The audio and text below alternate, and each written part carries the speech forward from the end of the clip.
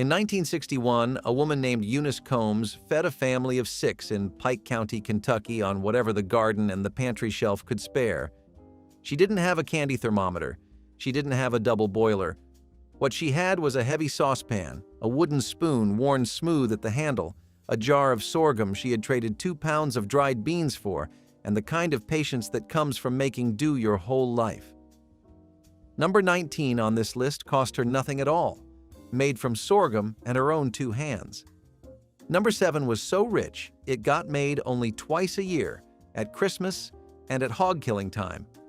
And number 1 is so simple that modern candy companies have never bothered to put it in a store, yet if you grew up eating it on a cold November afternoon, the smell of it cooking is still somewhere in the back of your mind. These 25 candies were not made in factories. They were pulled, poured, rolled, and set out on wax paper by women who understood that sweet things do not require much. Just a little heat, a little time, and the will to make something from nearly nothing. Hit that subscribe button. Let us count down the 25 forgotten hillbilly candies people really ate in the early 1960s. Number 25. Homemade lollipops. When a child in a coal camp in McDowell County, West Virginia wanted candy and there was no penny store within walking distance, a grandmother sometimes made lollipops on the kitchen stove. She boiled sugar, a splash of water, and a drop of extract, peppermint if she had it, vanilla if she didn't, until the syrup went clear as glass. She poured it into greased bottle caps and pressed a toothpick into each one before it set. These weren't pretty. The color was amber or pale yellow. The shape was uneven. But they were sweet, and they were yours. Sugar cost about a dime a pound in 1962 in rural West Virginia. A batch of a dozen lollipops cost almost nothing. Children saved the sticks and compared them the way other kids compared baseball cards. No store-bought candy bar needed, no wrapper to throw away, just a hard knot of sweetness on a stick that lasted all the way home from school. Number 24. Caramel corn. On farm kitchens across southern Ohio and northern Kentucky, popcorn was the one crop that always came through. A family could grow a single row and have enough to pop all winter. The caramel that went over it was made in the same heavy pot used for everything else: sugar, sorghum, or molasses, a spoon of butter, a pinch of salt, cooked to the hard crack stage, poured over a pan of popped corn, and spread out to cool on greased butcher paper. The whole batch cost less than 15 cents in 1963. What made it special wasn't the recipe. Every family had the same recipe.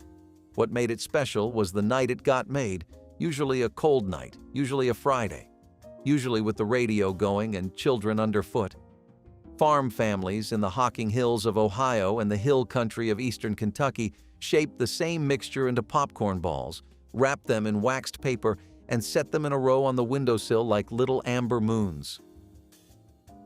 Number 23. Chocolate drops. There was no Hershey's in most rural Appalachian kitchens, but there was cocoa powder, and cocoa powder was enough. A woman in Harlan County would measure out 2 tablespoons of cocoa, combine it with sugar, a small knob of butter, and a splash of milk, bring the whole thing to a boil, then drop it by spoonfuls onto wax paper. She didn't call it fudge. She called it chocolate candy, and she made it in under 15 minutes on top of the stove. A tin of cocoa powder cost about 30 cents in 1961, enough for 3 or 4 batches of drops, no oven, no fancy equipment, just a pot, a spoon, and enough confidence to know when the mixture was ready by the way it smelled.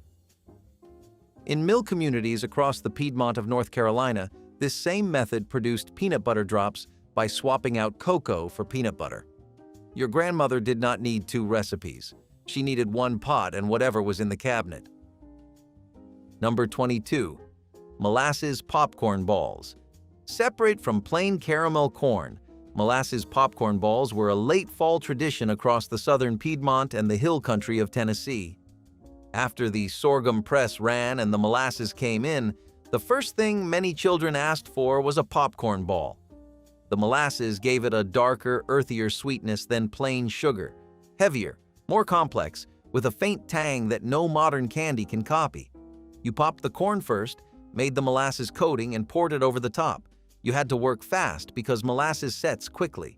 You greased your hands with butter and shaped the balls while the mixture was still warm enough to move. Small hands burned sometimes. A gallon of sorghum molasses in central Tennessee in 1962 sold for about $1.25. That gallon made enough popcorn balls to fill a wash basin. That was the whole point. Number 21. Buttermilk candy. Not many people have heard of buttermilk candy outside the rural South, but in the farm communities of central Georgia and the flatlands of West Tennessee, it was on the Christmas plate every single year. It starts like fudge, sugar, butter, and heat, but the buttermilk changes everything. The acid reacts with baking soda and creates a candy that is lightly tan, almost caramel-colored, with a faint sourness underneath the sweetness. It tastes like nothing else. Grandmothers in those communities described it as what fudge would taste like if fudge had a little more character. A cup of buttermilk cost almost nothing. A woman who kept a milk cow had buttermilk every day for free. This was the candy she made when she wanted something that tasted like home. Your grandmother knew what she was doing when she made it. Number 20. Circus peanuts. Before dollar stores, there was the general store jar. In rural communities across the Midwest, small towns in Indiana, Ohio, and Illinois, circus peanuts sat in glass jars on the counter of the dry goods store. Orange, banana-flavored, shaped like a peanut but made from nothing a peanut ever touched. They were sold by the piece at about 1 cent each through most of the 1950s and 1960s. Children who grew up in those communities remember them as the candy you got when you had only a penny and couldn't decide. Adults who grew up eating them either love them fiercely or find them baffling. There is no middle ground. The banana flavor came from an artificial extract that was the same formula used in banana-flavored medicine. They were simple. They were cheap. They were everywhere. That was enough. Number 19. Sorghum balls. In the hills of eastern Kentucky and the mountain communities of southwestern Virginia, a candy was made that required no stove and no heat. You measured out sorghum molasses and peanut butter in equal parts, worked in enough powdered sugar to make the mixture firm, and rolled it between your palms into small balls. Then you rolled those balls in cocoa or crushed peanuts or powdered sugar and set them on a plate in the cold pantry to firm up. That was the candy. Sorghum was the sweetener mountain families had when money ran out or the store was too far. A family with a half-acre of cane and access to a community press could make enough molasses to sweeten every dish all winter. The sorghum ball was the candy that required nothing from a store. In Letcher County, children gathered around a wooden table on cold December afternoons and rolled them by the dozens. No stove required, no pots to wash. Number 18. Vinegar taffy. The first time someone describes vinegar taffy to a person who has never eaten it, the reaction is usually a look. Vinegar. In candy. But cider vinegar was the acid that balanced the sweetness in old-fashioned taffy when cream of tartar wasn't available, and the result was a candy with a clean, bright flavor that tasted like something between butterscotch and lemon drops. Apple cider vinegar cost about 12 cents a quart in rural Virginia in 1963. The taffy was pulled by hand, one person, two hands, stretched and folded over and over until it lightened in color and turned glossy. In farm communities across the Shenandoah Valley and the Blue Ridge foothills, taffy pulling was a social event. Young people gathered on Saturday evenings, somebody cooked the candy, and the pulling happened with enough noise to keep the house warm. Nobody had to explain the recipe. Everybody already knew it. That is what tradition means. Number 17. Buckeyes. Named for the nut of the Ohio State tree, Buckeyes are chocolate-dipped peanut butter balls that became a Midwest tradition starting in the early 1960s.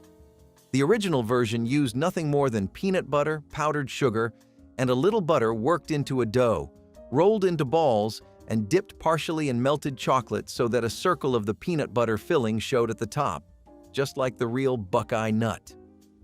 Home economists in Columbus and Dayton documented the candy in church cookbooks as early as 1960. A pound of peanut butter cost about 35 cents. A bag of chocolate chips added another 20 cents. The whole batch made 40 to 50 pieces. That is candy for a family of 6 for under 60 cents, and it looked like something that took far more effort than it did. That gap between how hard it looked and how easy it was is something your grandmother understood very well. Number 16. Peanut butter no-bake cookies. In communities where firewood was scarce or the summer heat made the kitchen unbearable, no-bake cookies weren't a shortcut. They were a solution. The base recipe, sugar, cocoa, butter, and milk boiled together, then stirred into oats and peanut butter and dropped by spoonfuls onto wax paper, was common in coal mining families across West Virginia, Kentucky, and western Pennsylvania from the 1950s onward. You didn't need a working oven. You didn't need baking powder or eggs. You needed a single pot and about 10 minutes. Women who worked double shifts at textile mills in the Piedmont kept the ingredients ready so they could make them in the time between coming home and putting the children to bed. No bake, no wait, no oven required. Number 15. Coconut candy balls. Sweetened shredded coconut was one of the few exotic ingredients available in rural general stores by the late 1950s, and women across the Ozarks of Missouri and Arkansas learned quickly that a can of sweetened condensed milk, a bag of coconut, a handful of powdered sugar, and a few drops of vanilla made a candy that required no cooking at all. You mixed the coconut and sweetened milk until it would hold a shape, rolled it into small balls, and set them on waxed paper to firm. Some women dipped them in melted chocolate. Some rolled them in more coconut. Some left them plain. In the Baptist church communities of the Arkansas Hill Country, these appeared on every covered dish table during the Christmas season. A can of sweetened condensed milk cost about 25 cents in 1961. That single can made 3 to 4 dozen pieces. That is a Christmas plate for under $1. Number 14. Candied apples. Before candy apples became a county fair novelty, they were a late autumn treat in farm communities across the South and Midwest, made with apples too small or too tart to eat fresh. A woman in a Tennessee Valley community would take the seconds from the apple harvest, the knobby ones, the ones with soft spots cut out, skewer them on sticks from the woodpile, and dip them in sugar syrup cooked with a handful of Red Hots for color. Red Hots had been sold at general stores in bulk since the 1930s, just a few cents a handful. The apples were free. In farm communities across Appalachia where orchards were plentiful, this was the candy that appeared in late September when the apples came down and the first cold air arrived. Children ate them standing in the yard. The syrup cracked when you bit in. The apple underneath was tart. You ate it down to the core and chewed on the stick. Number 13. Sugared pecans. In the pecan belt, central Georgia, Alabama, Mississippi, the eastern edge of Texas, a woman with a pecan tree in her yard could make candy for almost nothing. She beat an egg white until foamy, tossed pecan halves in it, then tumbled them in a mixture of sugar, cinnamon, and a pinch of salt. She spread them on a greased baking sheet and put them in a slow oven until the coating baked hard and glossy. The pecans cost nothing. The egg was from the yard chickens. A cup of sugar in 1963 cost about a nickel. A full pan of sugared pecans, enough to fill a tin box, cost about 20 cents to make. In rural South Georgia, families with trees put up 3 or 4 tins every December, one for the house and the rest to take to neighbors, to the church, to elderly women who could not get out. The gift was not extravagant. It fit inside the economy of a community that gave what it had. Number 12. Ribbon candy. Ribbon candy wasn't made at home. It was the candy you found in the glass jar at the general store, usually around Christmas, always the same. Thin, flat strips of hard sugar candy folded back on themselves in long curves, striped in red and white or green and white. In rural communities across Appalachia and the rural Midwest, the general store jar of ribbon candy was the first sign that Christmas was coming. A penny bought a single piece. A nickel bought 5. Children pressed their faces to the glass counter and pointed. Clay's Candy in South Bend, Indiana made ribbon candy through the entire 1960s using the same hard crack sugar process. In the coalfield communities of southwestern Virginia, women remember bringing ribbon candy to school parties in waxed paper bags, each piece chosen carefully because the colors mattered and the shapes were beautiful, and sometimes that was the only beautiful thing on the table. Number 11. Honeycomb sponge candy. In the beekeeping communities of the Upper South, the Carolinas, Tennessee, the Virginia mountains, honeycomb candy was made from the sorghum and cane that the bees hadn't gotten to. You cook the sugar syrup to the hard crack stage and then drop in a spoon of baking soda at the very last second. The soda reacts with the heat and causes the candy to foam and expand into a golden lattice of tiny bubbles, like frozen amber. You pour it fast into a greased pan and do not touch it. When it cools, you break it into irregular pieces. The inside is light as air. The outside shatters like glass. In mountain communities of North Carolina, older residents called it sea foam or angel food candy, and it appeared every Christmas. The ingredients cost almost nothing. The technique required courage and speed. A woman who made good honeycomb was known for it throughout her community, and she knew she was known for it. The knowing was part of the pleasure. Number 10. Cocoa fudge. Real fudge, not the condensed milk shortcut, but the old way, cooked to softball stage and beaten by hand until it lost its gloss, was the candy that showed up at funerals, homecomings, and the end of church potlucks. A woman in a farming community outside Cookeville, Tennessee, knew how to make cocoa fudge without a thermometer. She tested it by dropping a small spoonful into a glass of cold water and watching how it behaved. If it gathered into a soft ball that flattened when she pressed it, the candy was ready. If it fell apart, she cooked it longer. This wasn't guesswork.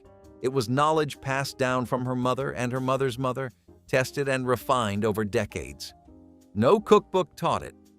What no one who writes about vintage candy mentions is this: the skills required to make old-fashioned fudge without a thermometer, reading syrup by the cold water test, knowing when to beat and when to stop, understanding how humidity changes the whole process. These were the same skills that get called instinct when a man has them and remain nameless when a woman does. The women who kept these candy traditions alive across the rural South and Midwest were not baking from sentiment. They were practicing a chemistry they had mastered through repetition. There are no books about it. There are no cooking shows dedicated to it.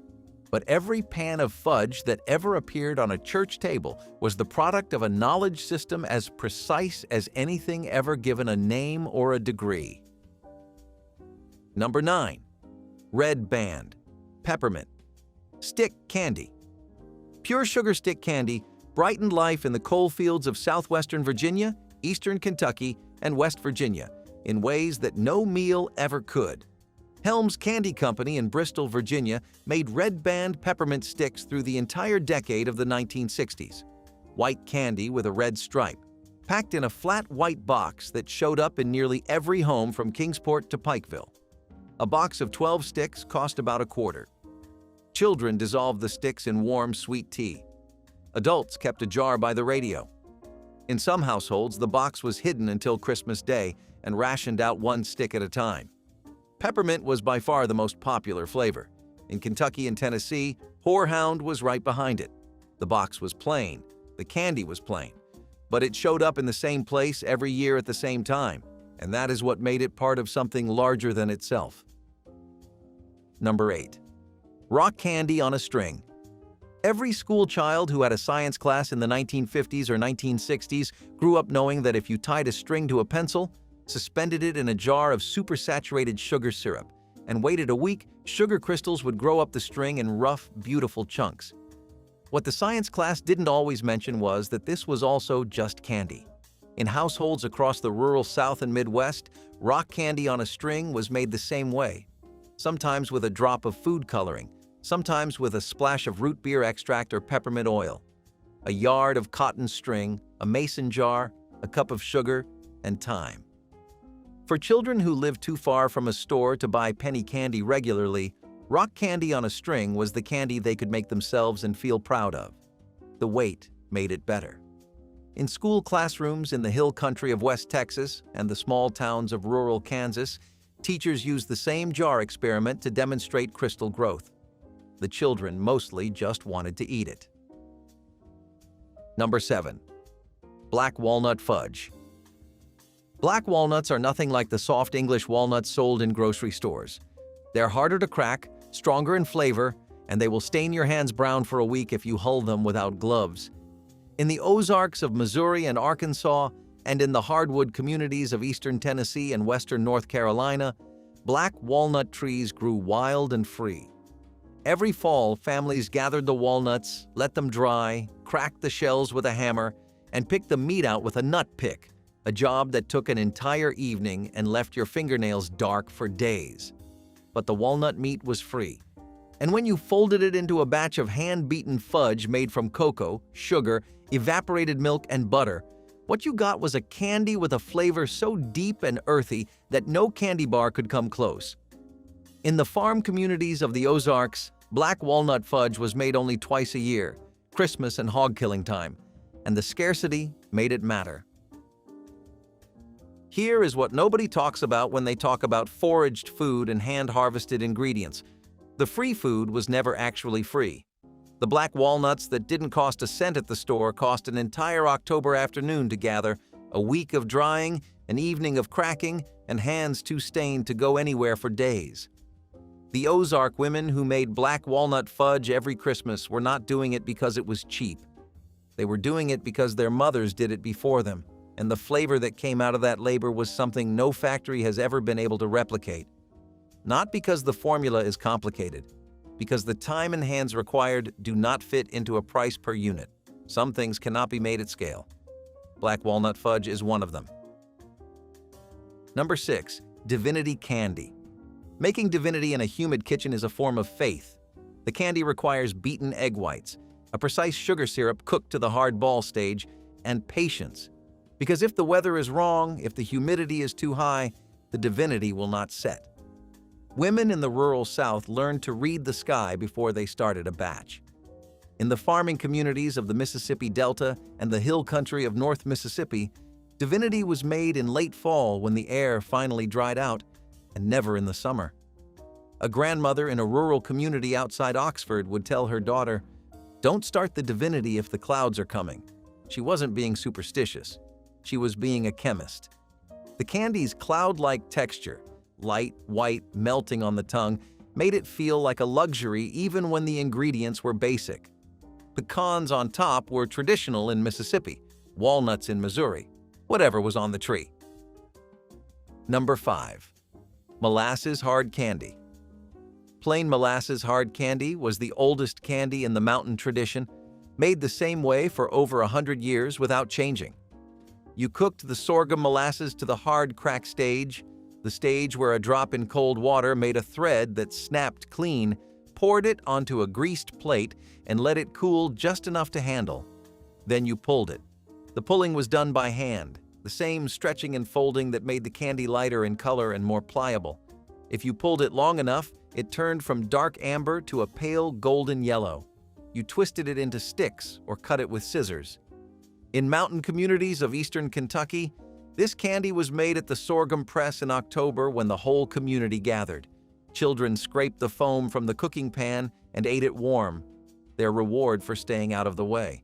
The candy itself cost nothing beyond the cane already grown. That was the beauty of it.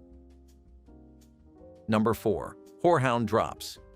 In a coal camp in Mingo County, West Virginia, or a logging community in the mountains of eastern Tennessee, if you had a cough and no money for medicine, you grew your own. Horehound is a hardy perennial in the mint family with fuzzy gray-green leaves that grows in poor rocky soil without much tending. Mountain families planted it near the back door for the same reason they planted comfrey and yarrow, because it worked and because a doctor visit cost more than a week's wages. The candy was made by boiling the herb in water for half an hour, straining it, combining the dark liquid with sugar or sorghum, and cooking it to the hard crack stage. You poured it into a greased pan, scored it while warm, and broke it into rough pieces when it cooled. The flavor was unlike any modern candy, bitter, herbal, faintly of root beer, with a sweetness underneath that arrived late and stayed.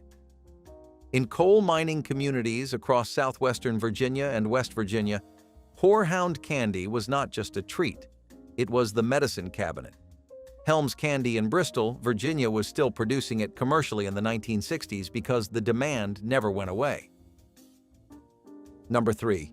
Peanut brittle. A pound of raw peanuts cost about 20 cents in Georgia in 1963. A cup of sugar was another 5 cents. The corn syrup, a spoon of butter, and a pinch of baking soda, maybe another dime total. For 35 cents, a woman in the peanut-growing communities of South Georgia or the Carolinas could make a full sheet pan of peanut brittle that would fill a tin box and last 2 weeks in a cool pantry. The first known peanut brittle recipe in America appeared in a Carolina cookbook in 1847, but the candy didn't need a cookbook. It had been made in the peanut belt for generations before anyone wrote it down. The same basic chemistry, sugar and peanuts and heat, arrived at by different women in different kitchens. You cooked the syrup to the hard crack stage, stirred in the peanuts, added the baking soda at the last second, which made the brittle puff into a lighter, more airy texture, and poured it out thin on a buttered surface. It shattered into irregular pieces when it cooled. Every piece was different. That was the point. Number 2. Potato candy. The first time you hear the name, you don't believe it. Potato candy. A candy made from potatoes. But in the Pennsylvania Dutch communities that spread into western Maryland and northern West Virginia, and in the Appalachian communities from Virginia south through the Carolinas, potato candy had been made for at least 3 generations by the 1960s.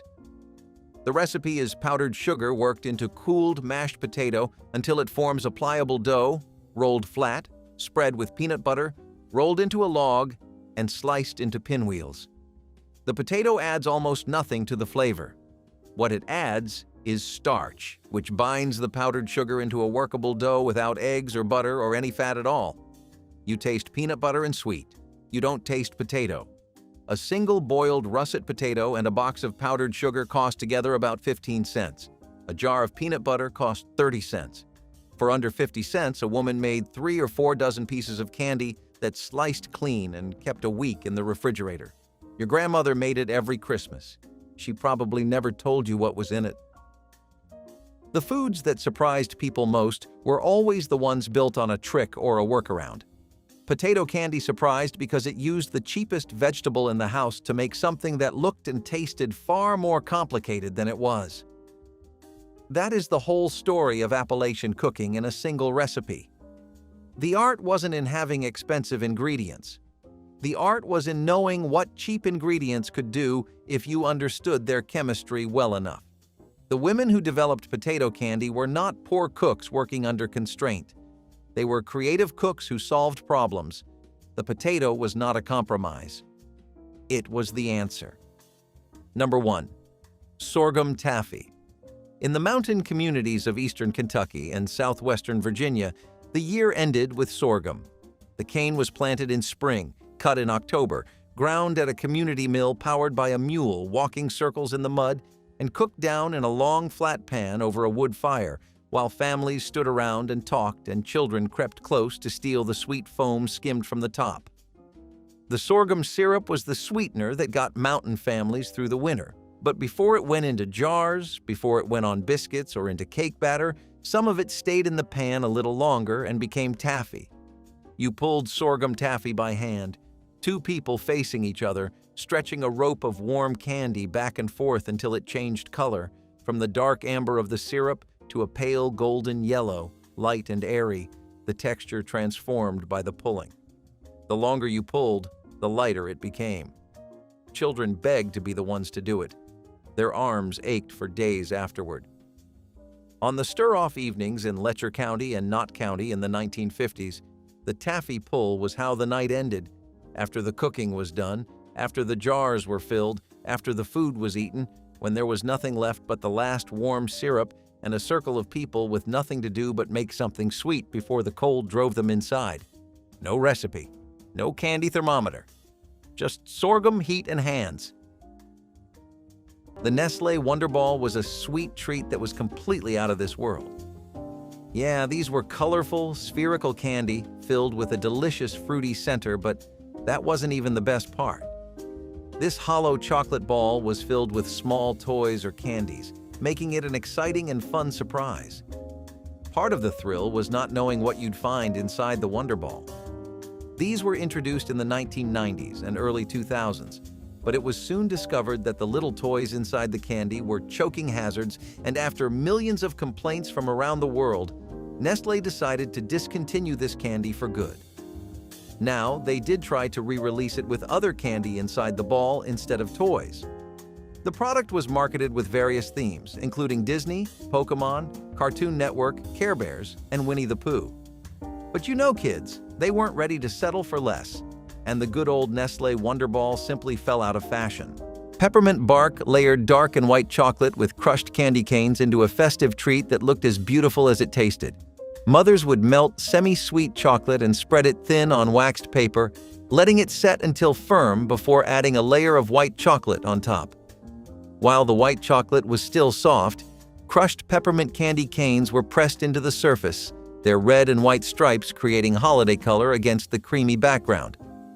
Once fully hardened, the bark was broken into irregular shards that showed off the distinct layers.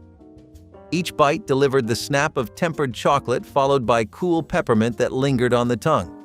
Children loved the contrast of textures and flavors, the way the candy cane pieces crunched against smooth chocolate. Making bark required patience for proper tempering, but rewarded cooks with a candy that looked professional and tasted even better. It became a staple of cookie exchanges and holiday gift boxes, a treat that said Christmas without any words needed. Horehound Drops were the bittersweet medicine candy that older generations enjoyed. Despite children's protests, they tasted like cough syrup mixed with dirt. The herb horehound grew wild in American gardens, and frugal housewives harvested it to brew into strong tea, forming the base for these hard candies. The finished drops had intensely herbal flavor, bitter, slightly minty, medicinally sharp, supposedly soothing sore throats during winter. Older folks kept horehound drops in pockets throughout holiday season, offering them to grandchildren who quickly learned to refuse politely. The candy represented an older approach where sweetness served as delivery system for herbal benefits rather than existing purely for pleasure. Pharmacies stocked horehound drops alongside penny candies, though children spent coins on sweeter options. By the 1970s, these drops were already nostalgic relics purchased by those remembering them from childhood. Today they appear occasionally in specialty shops, curiosities from when candy and medicine overlapped. Remember Summit cookie bars? These crispy wafers and peanuts covered in a layer of chocolate made a delightful snack for kids. Or adults, we don't judge here, back in the day. This was another sweetie manufactured in the early 1980s by Mars in the United States. Although it was initially labeled as a cookie product, it was eventually advertised as a candy, which made sense as it was a hybrid between the two. Summit cookie bars became everyone's favorite go-to candy in no time, but there was one issue: it used to melt. Yep, this bar just melted right there in the packaging, which made it a messy treat for children and a villain for parents. Plus, there was no marketing pizzazz. These were just simple cookie bars that made buzz only because of its irresistible taste.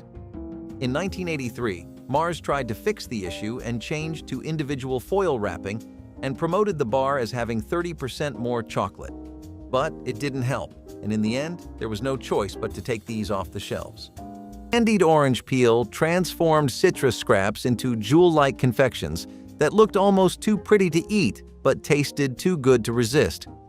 Mothers sliced orange peels into strips, boiled them repeatedly to remove bitterness, then simmered them in sugar syrup until translucent. Drained and tossed in granulated sugar, the peels sparkled like amber gems, their texture chewy and intensely flavored. Some mothers dipped theirs in dark chocolate, the bitter cocoa complementing sweet citrus perfectly. The candy took days to make properly, requiring multiple blanching sessions, but results were unlike anything from stores. Children were often surprised by how much they loved candied peel, expecting bitterness and finding instead concentrated orange sunshine.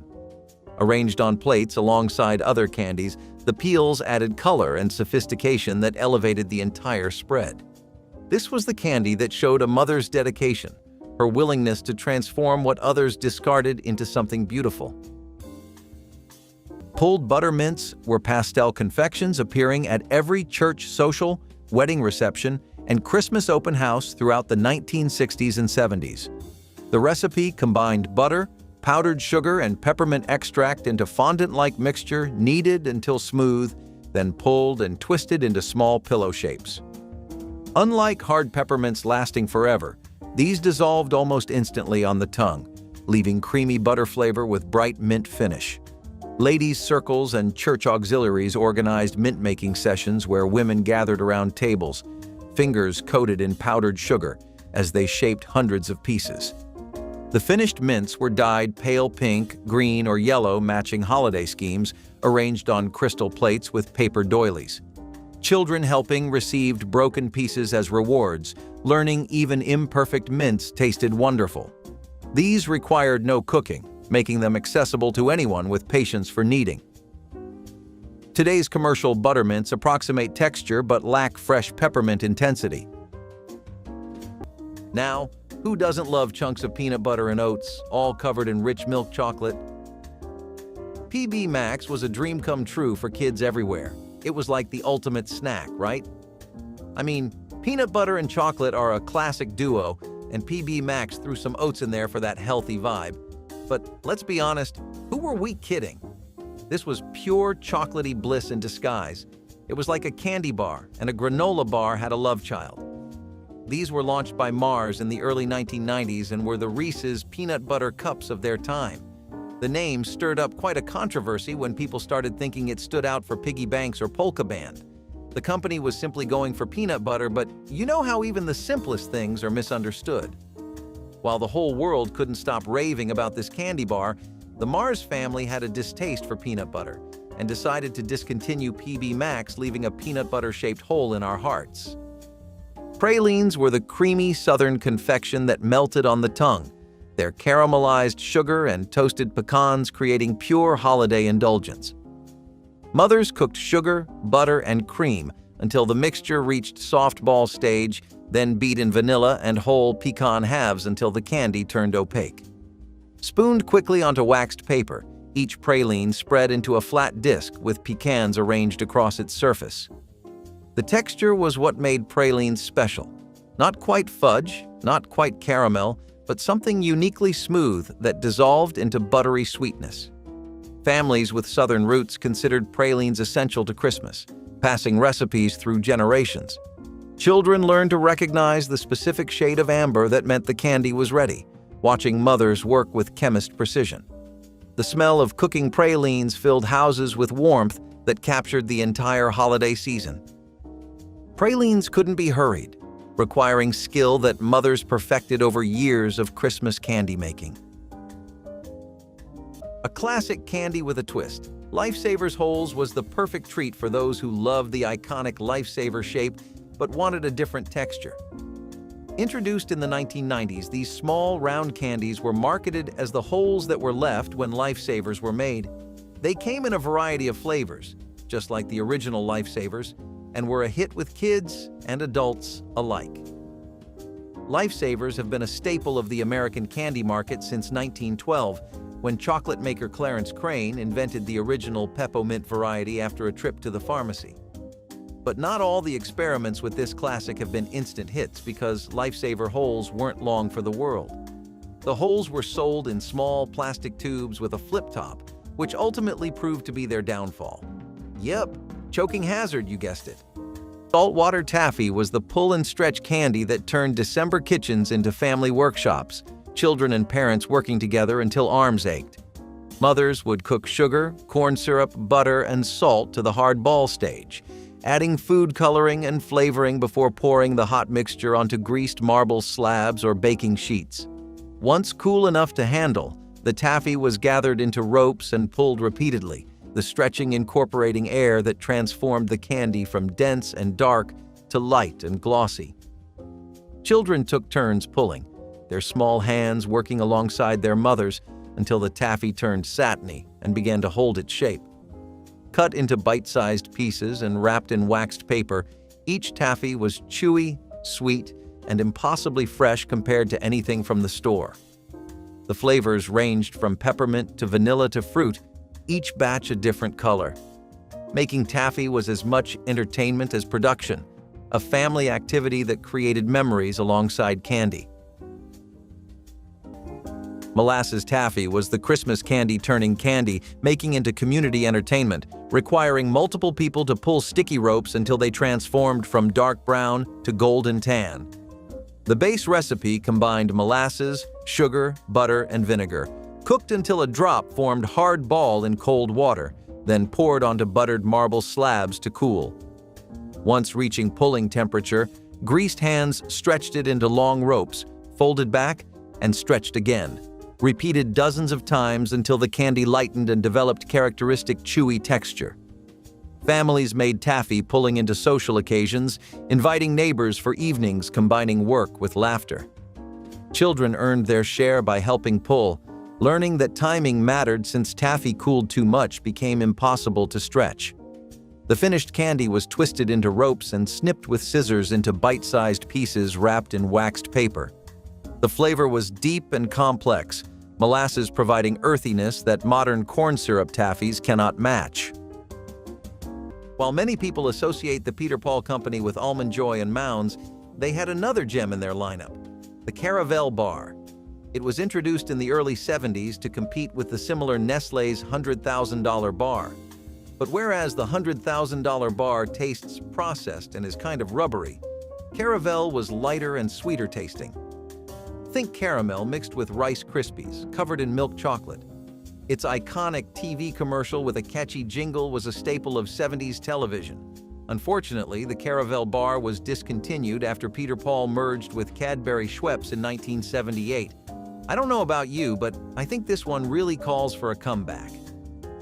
Coconut haystacks were the quick confection that mothers could make even on the busiest December days, requiring nothing more than melted chocolate and shredded coconut. Butterscotch or chocolate chips were melted carefully, then stirred with sweetened coconut until every strand was coated. Dropped by spoonfuls onto waxed paper, the haystacks set into rough mounds that looked exactly like their farmyard namesakes. Children could help make these, stirring the mixture and dropping candies, learning basics without hot sugar dangers. The texture combined the snap of set chocolate with the chew of coconut, each bite delivering both crunch and softness. Some mothers added chopped nuts or used white chocolate, while others stuck with the classic their own mothers had made.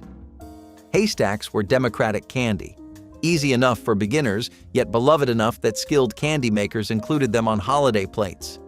They disappeared quickly at gatherings, their simplicity making them more rather than less appealing. Divinity was the cloud-white confection separating serious candy makers from casual cooks, requiring perfect timing and dry weather to succeed. The recipe seemed simple: sugar, corn syrup, and egg whites, but execution demanded beating hot syrup into stiff peaks until the mixture lost its glossiness and held shape when dropped from a spoon. Southern grandmothers swore Divinity would fail on rainy days when humidity prevented proper setting, making Christmas candy weather-dependent ritual. The finished pieces were dropped onto waxed paper in soft mounds studded with pecans, their texture somewhere between marshmallow and meringue with a slight crumble dissolving on the tongue. Children watched the transformation with wonder as clear syrup became billowing white clouds, beaters leaving trails holding shape like mountain peaks. Divinity appeared on Christmas cookie platters alongside fudge and pralines, its pristine whiteness contrasting darker confections. The candy required immediate consumption since it absorbed moisture quickly. So Space Dust was a fizzy candy similar to Pop Rocks that hit the market in the late 1970s. It was a powdered version of the popping candy that created a fun, tingling sensation in your mouth. Space Dust was popular among kids for its unique texture and playful experience. I'm sure you can recall that tingling sensation any time of the day. I know I can.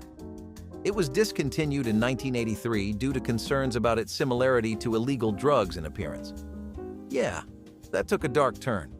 I guess we'll just have to stick to Pop Rocks because Space Dust isn't making a comeback anytime soon. Peanut butter fudge was the creamy cousin to chocolate that children with nut cravings begged for every December. Mothers combined sugar, milk, and butter, cooking the mixture to softball stage before removing from heat and beating in generous scoops of peanut butter. The result was smoother than chocolate fudge, with a melt-in-your-mouth quality that made it dangerously easy to eat too much. Poured into buttered pans and cut into squares, The fudge had a pale tan color that looked almost like caramel but tasted purely of roasted peanuts. Some mothers swirled chocolate through the top, creating marbled patterns that made each piece unique. Children who preferred peanut butter to chocolate considered this their special candy, the one made just for them. The texture was softer than its chocolate counterpart, practically dissolving on the tongue without requiring much chewing. Peanut butter fudge represented the variations mothers created to ensure every child had a favorite on the Christmas candy plate. Ribbon candy was the fragile showpiece gracing nearly every holiday candy dish in the 1960s, its twisted loops of pulled sugar catching light like stained glass windows. Making it required heating sugar syrup to the hard crack stage, then pulling and folding while still pliable enough to shape, but hot enough to burn careless fingers. Candy makers worked in pairs, stretching molten sugar into thin ribbons quickly pleated into accordion folds before the mixture cooled and shattered. The finished candy came in jewel tones of ruby red, emerald green, and amber gold, each piece unique because handwork meant no two were identical. Families displayed ribbon candy in cut glass bowls where it sparkled under Christmas tree lights, though everyone handled it carefully since delicate folds snapped at slight pressure. The flavor was pure sugar with peppermint hints, but the appeal was mostly visual. Today's ribbon candy comes from overseas factories, a pale imitation of handcrafted artistry. Remember those days when everyone was obsessed with Nestlé Alpine White back in the 1990s? This bar was like the cool kid of the chocolate world. Smooth, creamy white chocolate with a crunchy almond twist? Come on, it was pure luxury. For a lot of us, this was our fancy chocolate upgrade from the standard milk chocolate. It was like, I'm all grown up now, I eat white chocolate. I mean, it wasn't exactly wild and crazy, but it was that perfect balance of sweet and sophisticated. Before you could get your hands on Hershey's cookies and cream, Alpine White was the white chocolate game changer. It was your first taste of fancy chocolate. Sadly, this sophisticated snack didn't last long on the shelves. Turns out they had a low shelf life, so if you ever see one by any chance, don't eat it, unless you're up for a nasty case of food poisoning. Caramels were the buttery squares that stuck to teeth in the most satisfying way, each piece a study in perfectly cooked sugar and cream. Mothers would combine sugar, corn syrup, butter, and cream in heavy pots, stirring constantly as the mixture darkened from pale gold to rich amber. The temperature had to reach exactly the firm ball stage. Too soft, and the caramels wouldn't hold their shape. Too hard, and they'd crack teeth. Poured into buttered pans and cooled, the caramel was cut into squares and wrapped individually in waxed paper twisted at both ends. The texture was dense yet yielding, requiring serious chewing that released waves of buttery, slightly burnt sugar flavor. Some mothers added vanilla, others a pinch of sea salt before salted caramel became trendy. Children would unwrap piece after piece, the waxy paper accumulating in pockets and between couch cushions. Homemade caramels represented patience and precision, candies that couldn't be rushed but rewarded every minute of careful attention. Penuche fudge was the brown sugar cousin of traditional chocolate fudge, its name derived from Mexican Spanish for raw sugar and flavor reminiscent of pralines and caramel. Unlike chocolate fudge masking imperfect technique with strong cocoa, Penuche demanded precision since delicate brown sugar and butter revealed every mistake in temperature or timing. The candy required cooking brown sugar, butter, and milk to soft ball stage, then beating until the mixture thickened and lost its gloss, transformation happening suddenly, requiring immediate pouring before fudge seized. The finished candy had maple-like sweetness with butterscotch undertones, often studded with pecans complementing caramelized depth. Southern and Midwestern families cherished Penuche, considering chocolate fudge common, while Penuche demonstrated real skill. Church bake sales and holiday gift boxes featured this confection prominently. Penuche has largely disappeared from Christmas selections, overshadowed by chocolate varieties forgiving imperfect execution. All right, let's talk about the Reggie bar. This candy was basically the equivalent of a baseball home run in the snack world. I mean, who thought a caramel, peanut, and chocolate combo named after a baseball legend was a good idea? Well, whoever it was, they were a genius. This bar was like a big chocolatey trophy for your taste buds. Fans of both baseball and candy enjoyed the Reggie bar for its rich flavor and association with the sports icon. Every kid wanted to be the next Reggie Jackson while munching on this thing. Did it actually make you hit a home run? Probably not. But did it taste like a champ? Absolutely. Now, candy bars come and go, unfortunately. For every tasty snack treat found in a local sweets aisle or hanging out on a rack by the checkout counter, there are just as many discontinued candy bars that are nothing but a long-distant memory, and the Reggie bar is just another example of one of the good ones we lost on the way. Rum balls were the adult-friendly treat that children begged to taste despite, or perhaps because of, being told they couldn't. Mothers would crush vanilla wafers into fine crumbs, then mix them with cocoa powder, powdered sugar, corn syrup, chopped pecans, and enough rum to bind everything together. The mixture was rolled into small balls, then coated in more powdered sugar, cocoa, or finely chopped nuts. No baking was required, making rum balls perfect for busy December days when ovens were already occupied. The flavor was sophisticated, the rum mellowing as the balls aged and integrating with chocolate and nuts into something complex. Some mothers made batches with less rum specifically for children, though kids always wanted the real thing. Stored in tins, rum balls improved over several days, the flavors deepening and the texture becoming more tender. They were passed at adult gatherings and tucked into gift boxes for teachers and neighbors, a candy that bridged the gap between cookie and confection. So hard candy Christmas shapes transformed ordinary sugar into edible ornaments, doubling as tree decorations and stocking stuffers. Candy makers heated sugar and corn syrup to hard crack stage, quickly pouring molten liquid into metal molds shaped like Santa faces, Christmas trees, bells, and snowflakes. Working speed mattered since syrup hardened within minutes, colored oils added at precise moments for even distribution without clouding transparency. The finished candies were crystal clear or jewel-toned, threaded with ribbon loops so children could hang them on tree branches alongside glass ornaments. Grandmothers collected brass and copper molds over decades, candy-making equipment becoming family heirlooms passed down with recipes. Flavors ran from peppermint and cinnamon to clove and anise. Each color matched to specific tastes, so children learned what to expect. Making hard candy required marble slabs, brass molds, and confidence handling extremely hot sugar, barriers eventually shifting candy towards store-bought alternatives. We kick off our list with a classic Butterfinger BBs. These bonbons were a beloved candy that hit the market in the early 1990s. Yeah, these bite-sized balls of crispy peanut butter covered in chocolate were a huge hit, especially with kids. They were easy to snack on and share and perfect for adding to lunchboxes or enjoying at the movies. Butterfinger BBs became a household name in 1992. The candy was almost as iconic as those torn blue jeans and flannel shirts that polished off every cool kid's wardrobe. But all good things come to an end, and despite their popularity, Butterfinger BBs were discontinued in 2006. So why were these poppable Butterfingers dropped from the Nestlé line of confections? Well, it was the chocolate's quick melting point that determined the candy's fate. The chocolate seemed to slip off the candy and onto your fingers more quickly than it could reach your mouth, which made these Butterfinger BBs live up to their name. With these candies gone from the market, they'll always have a special place in the memories of Butterfinger fans. Chocolate fudge was the rich, dense square that anchored every Christmas candy plate, its glossy surface promising sweetness that delivered completely. Mothers combined sugar, cocoa, butter, and milk in heavy saucepans, stirring constantly while the mixture bubbled to the soft ball stage.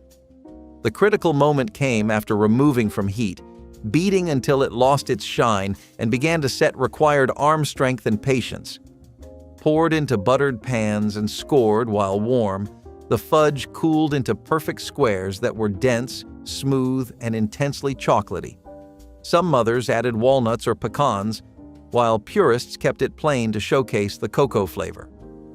The texture separated homemade from store-bought, tender enough to bite through easily yet firm enough to hold its shape. Children would sneak pieces before it fully set, knowing the slightly soft centers were the best part. Chocolate fudge represented the foundation of holiday candy making, the recipe every mother mastered before attempting anything more complicated. Homemade chocolate-covered cherries required patience, since the liquid center making them special developed only after weeks of waiting. The process began with maraschino cherries drained and patted dry, then wrapped in fondant that would eventually liquefy around the fruit. Each wrapped cherry was dipped in tempered chocolate and set aside in cool storage, where enzymes in cherry juice slowly broke down fondant into sweet syrup. Opening one too early meant biting into solid fondant, but waiting 3 weeks rewarded patience with that magical burst of cherry-flavored liquid inside chocolate shells. Grandmothers started these in early December so they'd be ready for Christmas gift boxes. The chocolate coating had to be thick enough to contain liquid without cracking, requiring proper tempering, producing glossy shells with satisfying snap. Children learned not to bite these over good clothing since liquid centers squirted unexpectedly. These homemade versions bore little resemblance to commercial chocolate-covered cherries. Remember when fruit string things were the talk of the town back in the day? Fruit string things were a fun and fruity snack from the 1990s that kids loved. These colorful, chewy strings of fruit-flavored candy were perfect for playing with and eating. They came in various fruity flavors, making them a popular choice for a sweet treat. At some point, you've probably heard someone tell you that everything was better in the 90s, and it was probably because of fruit string things. Fruit string thing took your average fruit snack and stretched it out into long, fruit-flavored strings, similar to a shoelace. If any snack encouraged kids to play with their food, this certainly fits the bill. Most marketing for the fruit string thing focused on all the different ways you could play, twist, and bend the fruit snacks into different shapes. But what exactly happened to fruit string thing? It just simply couldn't compete with other fruit snacks like fruit by the foot or fruit roll-ups. Candied citrus peel transformed what most families threw away into glistening confections, elevating Christmas baking and candy dishes. The process began with thick-skinned oranges, lemons, or grapefruits, whose peels were cut into strips and boiled repeatedly to remove bitterness before simmering in sugar syrup until translucent. The softened peels were rolled in granulated sugar and dried on racks, emerging as chewy sweet treats with intense citrus flavor and slight bitter edge sophisticated palates appreciated. Frugal housewives loved this candy because it cost almost nothing, using peels that would otherwise go to waste while producing something impressive. The finished candied peel appeared in fruitcakes, on cookie platters, and dipped in dark chocolate for elegant gifts. Children often found the flavor too intense, but adults savored complexity, separating homemade from artificially colored commercial versions. Some families candied citrus from backyard trees, making this confection celebration of harvest and thrift. Okay, let's talk about a candy bar that was straight up mind-blowing. The 7-Up bar was a unique chocolate bar that offered 7 different flavored sections in one candy bar. While it might seem like this candy bar has something to do with the drink, it was actually not related and was named this way due to its design. It was introduced in the 1930s and became a favorite for its variety and surprise element. Each section was filled with different flavors like caramel, coconut, and fruit-flavored creams. This candy bar was way ahead of its time. It was basically the original candy surprise pack. I mean, who wouldn't want to gamble on what flavor they'd get next? The 7-Up candy bar had to be retired due to conflict with 7-Up soda and trademarking concerns between the two companies that could not be resolved. There were also issues with high manufacturing costs because turns out it's not cheap to shove 7 different fillings in one candy bar. Here is my challenge. Make one of these this week. The peanut brittle, the potato candy, the sorghum taffy pulled on a cold night in your own kitchen. Sit down at the table, not the couch. Make a mess. Let it take longer than you expect, because these candies weren't just about sweetness. They were about a generation of women who found a way to make something beautiful out of a bag of peanuts and a jar of sorghum, who understood that beauty and abundance are not the same thing. Tell me in the comments which one your family made. I want to know if the Whorehound drops made the list for anyone. I want to know if someone else's grandmother made potato candy at Christmas without ever telling you what was in it. I want to know if anyone else remembers standing next to a sorghum pan on an October evening with their arms already tired before the pulling even started. Because these aren't just recipes. They are proof that the simplest sweet, made with nothing, by women who had everything to lose, can still taste better than anything a factory has ever made. Now, I am not a doctor or a dietitian. This is not medical advice. But the women who made these candies knew something about feeding a family joy that no cookbook has ever been able to teach.